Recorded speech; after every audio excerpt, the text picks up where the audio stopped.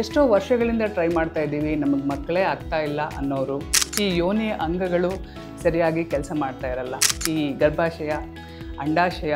So ಈ ಆಸನಗಳು ಅದಕ್ಕೆ ತುಂಬ ಉಪಯೋಗಕಾರಿ. ನೀವು 1 ರಿಂದ 3 ನಿಮಿಷ ಈ ಅಂಗಿಯಲ್ಲಿರೋದು ಬಹಳ ಒಳ್ಳೆಯದು. ನಾರ್ಮಲ್ ಬ್ರೀತಿಂಗ್ ಇರಲಿ.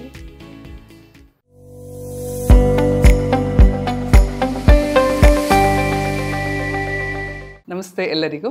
ನಾನು ಡಾಕ್ಟರ್ ಬೃಂದಾ, ಸಹಾಯಕ ಸ್ತ್ರೀರೋಗ ತಜ್ಞೆ, ರಾಧಾಕೃಷ್ಣ ಮಲ್ಟಿ ಸ್ಪೆಷಾಲಿಟಿ ಆಸ್ಪತ್ರೆ, ಗಿರಿನಗರ, ಬೆಂಗಳೂರು. ಇಂದಿನ ಸಂಚಿಕೆಯಲ್ಲಿ ನಾವು ಬಹಳ ಬೇಡಿಕೆಯ ಮೇಲೆ ಇನ್ಫರ್ಟಿಲಿಟಿಯಲ್ಲಿ ಅಂದರೆ ಬಂಜೆತನದಲ್ಲಿ ಯಾವ್ಯಾವ ಯೋಗಾಸನಗಳನ್ನು ಮಾಡ್ಬೋದು, ಅದು ಫರ್ಟಿಲಿಟಿಗೆ ತುಂಬ ಹೆಲ್ಪ್ ಆಗುತ್ತೆ, ಬೇಗ ಕನ್ಸೆಪ್ಷನ್ಗೆ ಹೆಲ್ಪ್ ಆಗುತ್ತೆ ಅಂತ ನೋಡೋಣ. ಈ ಬಂಜೆತನದಲ್ಲಿ ಏನಾಗುತ್ತೆ, ಈ ಯೋನಿಯ ಅಂಗಗಳು ಸರಿಯಾಗಿ ಕೆಲಸ ಮಾಡ್ತಾ ಇರಲ್ಲ. ಈ ಯೂಟ್ರೆಸ್ಸು, ಓವರೀಸು ಅಂದರೆ ಈ ಗರ್ಭಾಶಯ, ಅಂಡಾಶಯ, ಈ ಕ್ವಾಲಿಟಿ oocyte ಅಂತ ನಾವು ಹೇಳ್ತೀವಿ.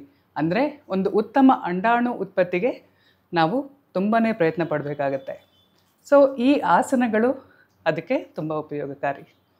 ಹಾಗಾದರೆ ಯಾವುದು ಅಂತ ನೋಡೋಣ. ಸೇತು ಬಂದಾಸನ.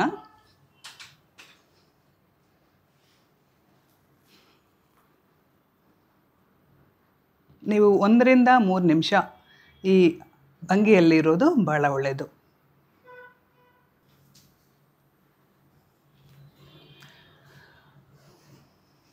ಮುಂದಿನದು ಭುಜಂಗಾಸನ, ಕೋಬ್ರಾ ಪೋಸ್ ಅಂತ ಹೇಳ್ತೀವಲ್ವ.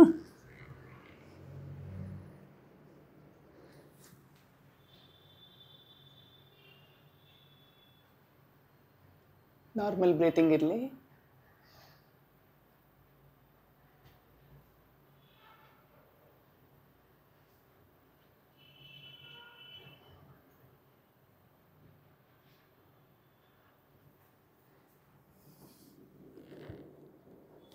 ಮುಂದಿನ ಆಸನ ಧನುರಾಸನ. ಹೀಗೆ 2 ಪಾದಗಳನ್ನು ಇಟ್ಕೋಬೇಕು.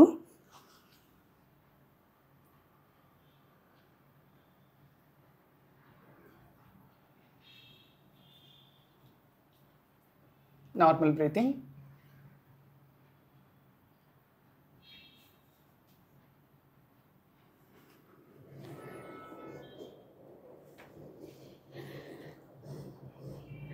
ನಿಧಾನವಾಗಿ ಮೇಲೆ ಬನ್ನಿ.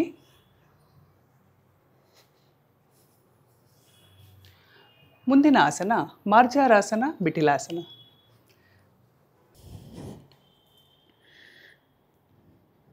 ಮಾರ್ಜಾರ ಅಂದರೆ ಬೆಕ್ಕು. ಇದನ್ನು 21 ರಿಪಿಟೇಷನ್ಸ್ 3 ಸೈಕಲ್ ಮಾಡಬೇಕು. ಬಿಟಿಲ ಅಂದರೆ ಹಸು.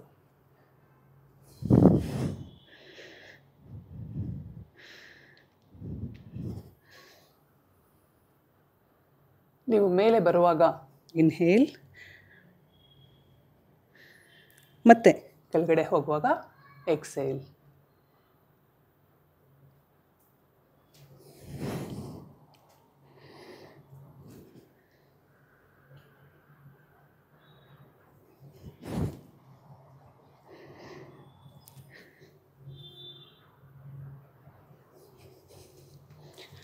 ಮುಂದಿನ ಆಸನ ಚಕ್ಕಿ ಚಲನಾಸನ.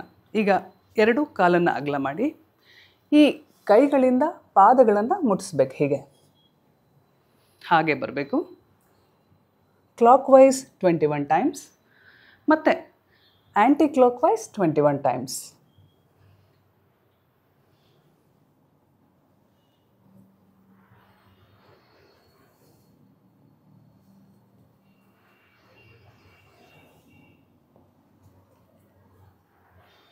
ಹೀಗೆ ಮಾಡಬೇಕು.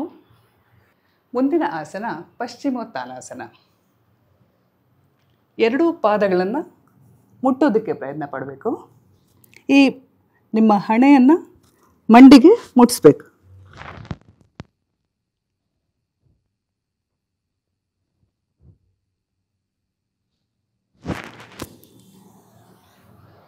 ಈ ಎಲ್ಲ ಆಸನಗಳು ಈ ಯೂಟ್ರೆಸ್, ಓವರೀಸ್, ಈ ಕಾರ್ಯ ಕ್ಷಮತೆಯನ್ನು ಹೆಚ್ಚು ಮಾಡಿಸುತ್ತೆ, ಫಂಕ್ಷನ್ಯಾಲಿಟಿಯನ್ನು.